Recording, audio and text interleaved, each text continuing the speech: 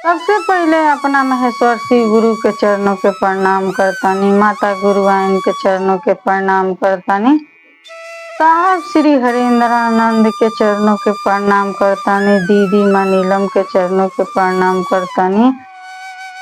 स्थल पर जितना गुरु भाई गुरु बहन आयल बन वहाँ लोग के चरणों में बार बार प्रणाम करतानी।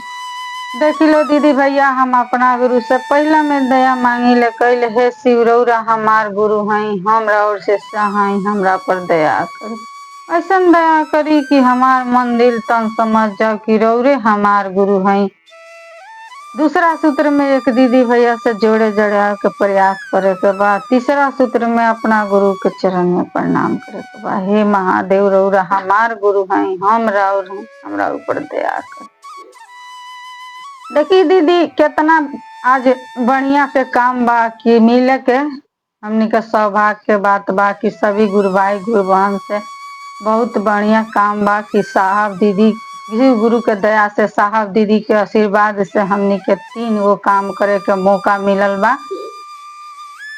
जितना हमरा चैनल पर गुरु भाई गुरु बहन बानी लोग वाला के चरणों में प्रणाम करतानी, हमरा प्रणाम के स्वीकार करे। हम लोग गलती हुई तो छोट बहन सन के माफ कर देम लो दीदी। साहब कितना सुंदर काम देले बानी, बिना खर्चा के बिना पैसा के, जेने जाई एक दूसरे से बातचीत करे के बा, एक दीदी भैया से जोड़े के प्रयास करे के बा। तो साहब आरा के शमशान गांधी में साधना उपासना करत रहनी, वहाँ रहत रहनी। जाई रात में, जब रात में जाई वहाँ आदना सराधी लगनी करे तो कंगनी मसान घाट में कबो साधना करी तो कबो ओजा उपासना करी। तो हर एक वहाँ के रूप में साहब बोलतानी एक पंथी कि वहाँ के कबो भूत प्रेत आवो लो, कहो लो कि हम ही हई महादेव, महादेव के रूप में रहो लो, जाटा बड़ा बड़ा, हाथ में त्रिशूल डमरू, आ कहो लो कि हम ही महादेव हई। यही सब ढंड कमंडल में साहब 2 साल बिता दहनी है न। आएगा तो रहते रहनी, 14 साल तो रहबे कनी, लेकिन 2 साल देखनी, देखत देखत रहनी। तो एक दिन के बातें हो कि ओ दिन पर गुरु दीक्षा मिलल तो मन ही सोच आइल महादेव के मन साहब के दिल में कि महादेव शिव गुरु हूँ। तो साहब कहतनी कि हमरा ये सब मालूम ना रहे, लेकिन हमार पिताजी माताजी से कहत रहनी कि भगवान शिव गुरु होते हैं अध्यक्ष में, माने महादेव शिव गुरु हूँ। तो ई मन में ख्याल आइल कि भगवान शिव गुरु हूँ। तो अब तो है एक दिन सच्चाई पाता तो चलिए जाला। वो दिन तक कितना दिन तक ले तो एंगा फंसा के रख लसन, भूत बेर कहसन, लेकिन एक दिन सच्चाई साहब के पता चल गई कि भूत बेर हवलो आई हमरा के ढंड कमंडल में फंसैले वालो। तो वो दिन तो निराश हो गई साहब कि ई सब लागत कि हम बुरा जगह पर फंस चुकल बानी, ई सब कैला से हमरा कुछ फायदा नहीं है। अब मान लेनी तो ठान लेनी, अब मान लेनी जेबू शिव गुरु के माने तो माने उहे हमार गुरु हई। तो वजह से अब शमशान साधना छोड़ दनी, आ छोड़ के भगवान शिव के आपन गुरु बना के स्टार्ट करनी। तब वो चमत्कार है। और 8 साल 9 महीना ले वहाँ के तब मन में चले कि ना ये एक जगह तो ठगाई नहीं बानी हर एक एथी में। अब साहब कहनी कि इतना भी कहतारन महादेव तब ना माने, अब तू आदमी के रूप में अब तब ना माने। आ फकीर के रूप में अइब तबो न माने, साधु के भेष धक अइब तबो न माने। आ फोटो में जौन दिखाई देला लो तस्वीर में ओहू में अइब तो अब ना माने। जे महादेव ये रूप में अइब तो हम ना माने। तब सदाशिव गुरु के रूप में महादेव देखाई साहब के देले बनी के तरिया आम के गाछी तर साहब बैठल रहनी। आ मन ही नमः चढ़ल शिवाय उतर गइल। कहतनी बस बस अब तो जौन जहाँ चाहत रहनी तौन तो हथियार मिल गइल। उनकर माँ आंगना में बैठल रही आ कहली साहब के माँ कि का बड़कू का हो गई। आ तो ना रूम के चाबी गिरल उहे मिल। वहाँ का तो बढ़िया हथियार मिल रहे, नवा चढ़ रहे, शिवा से उतर गई रहे। तो देखी दीदी भैया साहब एकरा पीछे बहुत समय गवैनी। वहाँ के कमी के रहे, वहाँ के पिताजी डिप्टी कलेक्टर रहबे कैनी। आ वहाँ के पीछे ओई के कौनो चीज के लोभ ना रहे, वहाँ के श्रद्धा रहे कि हम साधना उपासना सीखती, हम महादेव के आपन गुरु बनैनी। बहुत श्रद्धा से एगो आदमी के चॉइस ना होला, कौनो लइका पैका होला सन चाहे हमनी के बानी सन जे हर चीज करब तो करे। वैसे ही महादेव के साहब के रहे चॉइस कि हम भगवान शिव के गुरु बनाएम तो बनाए, चाहे वो कहाँ ना भेटास। तो इतना दिन से तो हमनी के पुरखा पुरनिया आ चाहे देखी दीदी भैया एती उतारल लो ऋषि मुनि केतना साधु हमनी से तो पहले साहबों से पहले बहुत जना आयल लो साधु हर एक जगह से केतना तपेस्वा करे वाला। तो उ लो उतारल लो तो शिवलिंग में उतारल लो, पत्थर में उतारल लो, महादेव के पत्थर में उतारल लो कि हमनी के पत्थर में उतारल जाए भगवान शिव गुरु हम। आ साहबे न उतरनी कि एक इंसान के दिल में उतारिए कि भगवान शिव अपना गुरु हो जाएंगे। तो उतरनी उहे बतैनी कि हर एक दीदी भैया से बतावे के कोशिश करी लो कि भगवान शिव गुरु हमार हवन आ रौरो हो जइहन रउआ 3 काम करम। तो हमनी के जहाँ जहाँ साहब गईनी आ मोती ऐसा चमकैनी। तो देखी दीदी भैया मोती ऐसा चमकैनी तो के समझल जेकर साहब के भाषा जे समझ गईल उ तो मोती ऐसा मोती के चुन लिहल, गो बीरा में 3 बीरा में चुन लिहल। वहाँ के बात के मोती हीरे मोती ओ चुना जे लूटा की लूट के माला माल हुआ। आ दौलत के पुजारी वो हुआ कि लूट को कंगाल हुआ। तो देखी हमनी के दौलत के पुजारी नहीं बने के, हमनी के साहब के दिहल बाड़ी लेके माले माल होखे के बा।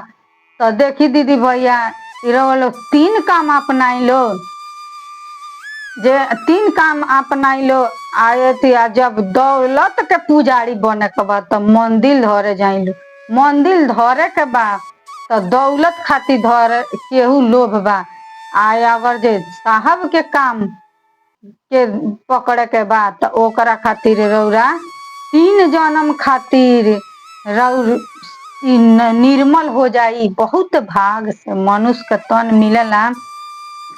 तो हमनी के साहब कहनी नु इसको उतारिए, जब उतारिए इसको तो ले जाकर किसको दीजिए, इंसान के दिल में महादेव दीजिए जो वो समझ सके कि ये महादेव को बात एक इंसान के दिल में उतारिए। आए थी बानर के दिल में ना, बानर के दिल में ना, वो इंसान के दिल में उतारे के कॉल बनी कि इंसान के दिल में उतार दीजिए महादेव को। हम लोग बातचीत कर रहे हैं ना, एक महादेव को उतारने पर क्या मिलता है? महादेव वो दानी है। तो हर आपको है मनुष्य का तन मिला है तो ये निर्मल हो जाएगा, निर्मल हो जाएगा। इसको एक तो देवलोक का पूरा ब्रह्मांड के देवलोक को हस्ती, हस्ती माने हंसी, सब देवलोक के देवता लोग हंसे ला, एगो शिव के शिष्टता बढ़ेला तो अनु हस्ती। आ एगो महादेव ऊपर से हंसनी, हस्ती मतलब बहुत खुश होनी कि इन धरती पर हमार नाम शिव के शिष्य लेता। तो एगो दूसरे के शिव शिष्य बनावतनी तो बस्ती माने उ हंसतनी तो में महादेव का नाम हर एक दीदी भैया के दिल में बसता। तो बसता तो देखी दीदी भैया हमनी के इहे करे के बा कि एक दूसरे गप में सीधी गप साहब कहनी नु एक दूसरे से जाइए गप करिए, गप मीन्स पर चर्चा, पर चर्चा कीजिए, चर्चा हम करेंगे तो महादेव के बात उतरेगा। वहाँ एक अपने से हमनी के दूसरे एक गुरु भाई गुरु बहन से बात करता नहीं सनु, हमनी के लालच कौनो बाटे, कौनो लालच नहीं खे ओइजा, ओइजा लालच नहीं खे कि हमनी के मंदिर में जाता तो महादेव के प्रति हमनी के मंदिर में जाता निसन तो जाके कहता निसन आए तो जाए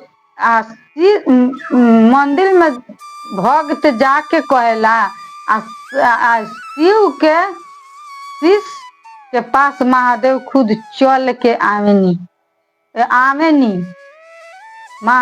शिष्य हो जे हो जाई आ दिल से चाह दी तीन काम करे लगी तो खुद शिष्य के परवाह महादेव करे लगी हन। शिष्य महादेव के जब परवाह करे लगी तो दर्द जब दर्द होई रौरा जही हमार महादेव हुआ तो महादेवों के दर्द होई कि हमार शिष्य। तो हर एक देखी हर एक दुख दर्द जौन बात तौन हर लिहन एमे बास कर लिहन रउआ दिल में महादेव के मंदिर बन जाई। जब ये दिल में मंदिर बन जाई तो पूरा शरीर निर्मल हो जाई। जब निर्मल हो जाई तो मंदिर में हमनी के तो ये मंदिर बा हर उतना हमनी के टाइम बा कि हमनी के गिरहस्ती साहब के हर एक परिवार के साथे रह के महादेव के दिल में उतार लानी, हर एक दीदी भैया के दिल में उतार लेनी। तो दीदी हमनी के ये नहीं कहे निसन कि हमार नीलम दीदी हरेंद्र भैया सबके शिव शिष्य बनाए दीहनी।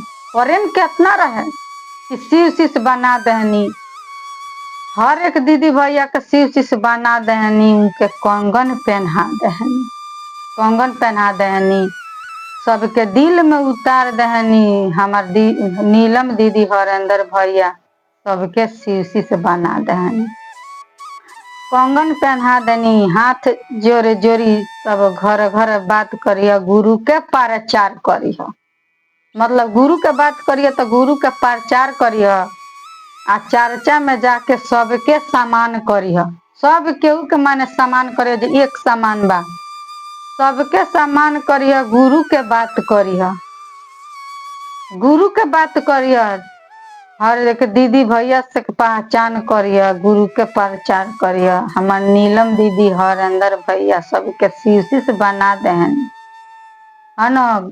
हर एक गली गली घर घर में सबके समझा दहनी, प्रेम के बात फैला दहनी, प्रेम के बात फैलौनी। वहाँ के कैसन रहनी कि ऐसा प्रेम के बात कहनी कि हर एक दीदी भाई जब तक सूरज चांद रहेगा सबसे नीलम दीदी हरेंद्र भैया के नाम रहेगा। तो देखी ऐसा हमनी के करे के बा कि भैया दीदी के नाम हमनी के मुंह पर रहो, महादेव के दया बा, साहब दीदी के आशीर्वाद रहो कि हमनी के जहाँ रही सन तहाँ महादेव के बात हमनी के करत रही सन। हमनी के एकरा सिवा दौलत आ खजाना का होई, ये खजाना बा महादेव के प्रेम में खजाना बा, साहब के बतिये खजाना बा हमनी के। सबसे बड़ा तो खजाना देखी, धन दौलत कोठा हमारी, हर एक चीज, महल गाड़ी, डिफेंडर हर एक चीज के दौलत के खजाना एक तरफ कर दी। आई हमने के तीन गो सूत्र एक तरफ, हर एक चीज फीका पड़ जाई।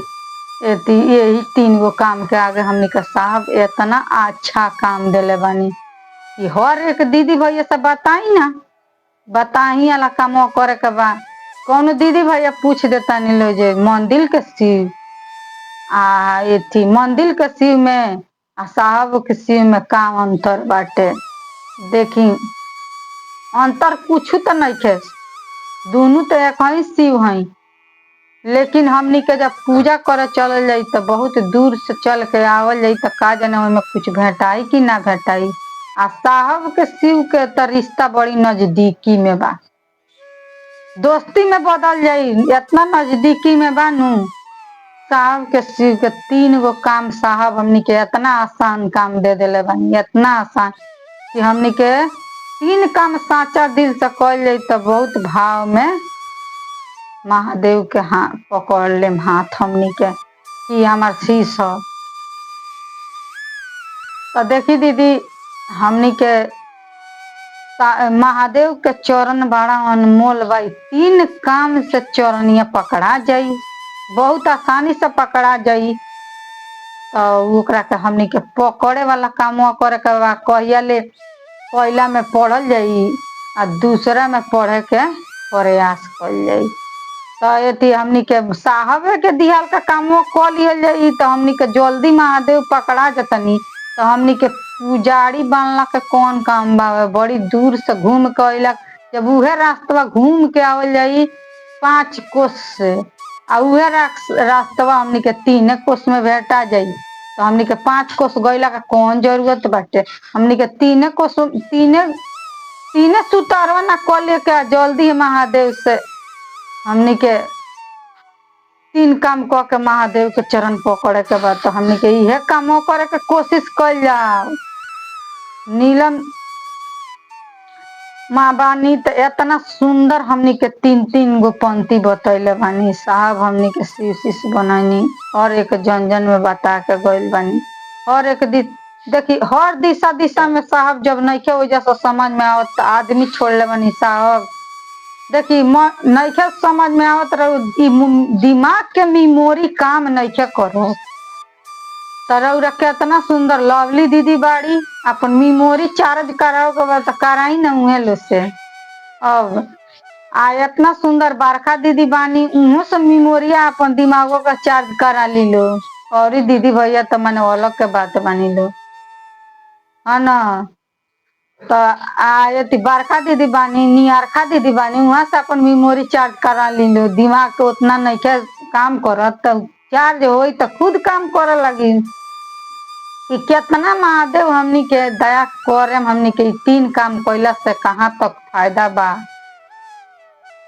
तो ई काम करल जाई, क के देखल जाई जे हमनी के साहब का देले बानी, हमनी के इससे का मिले वाला बा, हमनी के कितना हम तक चौंके वाला बानी सन। महादेव के दया से साहब भैया आशीर्वाद से 3 काम मिलल बा, करी लो, कराई लो, चली लो, चलाई लो, चले चलाओ के प्रयास करे के बा हमनी के। तो देखिए दीदी हमनी के यही राह में चलल जाई तो हमनी के साहब भेटा जाएम।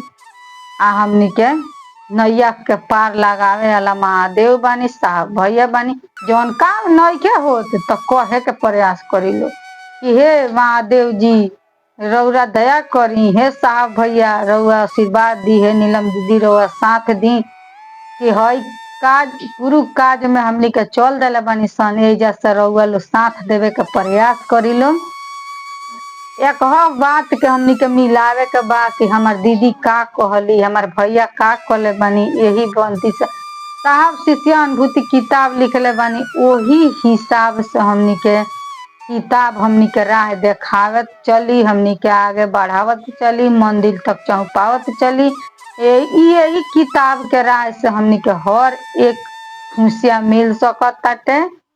तो देखी दीदी खुशियाँ चाहतानी लोग तो साहब के दिहल 3 गो काम करी लो, हर एक दुख कष्ट कटत जाई, क्षण क्षण में पता ना चली है न। तो देखी दीदी हमनी के इहे काम करे के बाटे, हमनी के मेहनत कइल जाई, मजूरी कइल जाई, तो हमनी के केहू पैसा दी, केहू के खेत में हमनी के बनिहारी करे जा तनी सन, ठीक बा। एगो माने बात कहतनी कि एक जा तनी सन तब बनिहारी करतनी सन, तो शाम के आवतनी सन तो कहतनी सन हमनी के पैसवा दो बड़ा ठाट से कहतनी सन। तो वैसे ही हमनी के 3 गो कामवा अपना महादेव के कइल जाई, तो हमनी के मजबूत दाढ़ी जब पकड़ लेले बानी सन, तो हमनी के महादेव से दिन भर काम कइल जाई तो मांगल जाई न कि हमरा के महादेव जी मजूरी दी, तो वहाँ के खुद लौकी तो दिन का नहीं देखत, हर एक चीज देखतनी कि कहाँ के का कर रहल बा। तो उ क्षण क्षणों में बास कइले बानी, पल पल में बास कइले बानी, हर जगह पर महादेव बानी कह के तो देखल जाई जे के 3 काम में का फायदा बा। हमनी के इहे 3 गो कामवा में हर एक जगह कष्ट से निकाल सकत है। 3 गो काम कहीं रहल जाई, 3 गो काम एक कष्ट में से निकाल सकत है।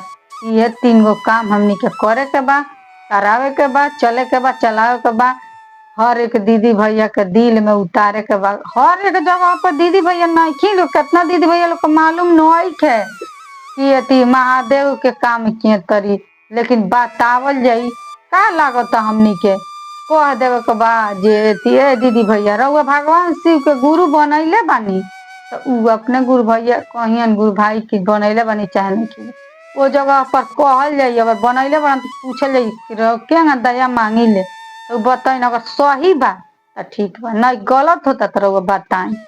अगर रउरा में गलती बा तो वहाँ से पूछी जो हम करनी, तो हमरा के हे जगह पर बताई जे ठीक बा। तो एक दूसरा से कहे के बा, सुने के बा, तो उ हो गई साहब कहले मानी जे गपाका माने मतलब हो गई गपाकी मन सीधी सीधी एक सीधी कर है न। सीधी जब होई तो पूरा ब्रह्मांड के हंसी महादेव हंस दिया, पूरा देवलोक के देवता एगो नाम के घोषणा होई, पूरा देवलोक के देवता जयकार मना के हंसल है न। तो हमनी के शीशा बनावे के कोशिश कइल जाई, नाम के घोषणा कइल जाई, तो एगो ब्रह्मांड के पूरा देवलोक के हंस देम लोग। एक तो उ हंसनी आ दूसरे में नीचे हमनी के हंसतानी सन, अपना में खुश बानी सन। एक दीदी भैया से प्रणाम करतानी सन, ओकरा पीछे कौन चीज हमनी के ओजे बा, अपना महादेव के लिए झुक के प्रणाम करता सब, प्रणाम गुरु बहन, तो प्रणाम गुरु बहन है। तो ये दीदी करे के बा, हमनी के चले के बा, चलावे के बा, प्रयास करे के बा, अपना गुरु खातिर हर एक जगह पर जाए के प्रयास करे के बा। तो हमनी के बड़ा मौका आज मिलल बा, सुनहरा मौका मिलल बा गुरु के बात करे के। यही के साथ साथ सब गुरु भाई गुरु बहन के चरण में प्रणाम करतन।